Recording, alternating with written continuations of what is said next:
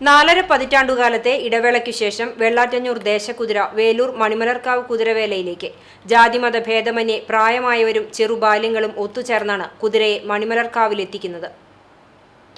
ചരിത്ര സങ്കല്പങ്ങളിൽ ഭഗവതിമാർ തമ്മിൽ സ്നേഹബന്ധത്തിന്റെയും രക്തബന്ധങ്ങളുടെയും കഥയാണുള്ളത്. കൂട്ടുമുച്ചിക്കൽ ഭഗവതിയും മണിമലർക്കാവ് ഭഗവതിയും കൂട്ടുപിരിയാത്ത ബന്ധമാണുള്ളത് എന്നാണ് ഐതിഹ്യം.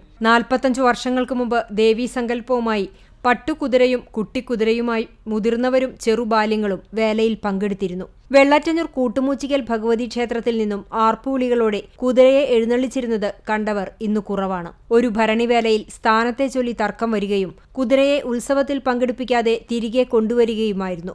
വരും വർഷങ്ങളിൽ പ്രശ്നവശാൽ പ്രായശ്ചിത്തം ചെയ്ത് ഇനി മുതൽ കുതിരയെ കൊണ്ടുപോകേണ്ടതില്ല എന്ന തീരുമാനം ക്ഷേത്ര കമ്മിറ്റി എടുത്തു. വർഷങ്ങൾക്ക് ശേഷം ഓരോ ക്ഷേത്ര പൊതുയോഗത്തിലും ചെറുബാല്യങ്ങൾ കുതിരയെ കൊണ്ടുപോകാനുള്ള ആവശ്യം ഉന്നയിക്കാറുണ്ടായിരുന്നു. ഈ വർഷം ദേശക്കാർ ജാതിമത ഭേദമന്യേ ഒത്തുചേരുകയും പുതിയ കുതിരയ്ക്ക് കൂട്ടുമൂച്ചിക്കൽ ക്ഷേത്രഭരണ സമിതി അനുവാദം കൊടുക്കുകയുമായിരുന്നു.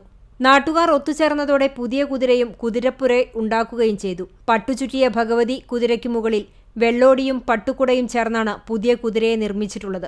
വറുതിയിലും കെടുതിയിലും കിടാങ്ങളുടെ മുൻപും പിൻപും നിന്ന് ദീനങ്ങളിൽ നിന്നും കാത്തുരക്ഷിച്ച് പണിക്കും ഭക്ഷണത്തിനും മുട്ടുവരുത്താതെ ധാന്യമണികളെ മലരാക്കി അന്നമാക്കി ഊട്ടിപ്പരിപാലിച്ച ഭഗവതിയുടെ വേലയ്ക്ക് വെള്ളാറ്റഞ്ഞൂർ ദേശം ഈ വർഷം സാന്നിധ്യമറിയിക്കുകയാണ്.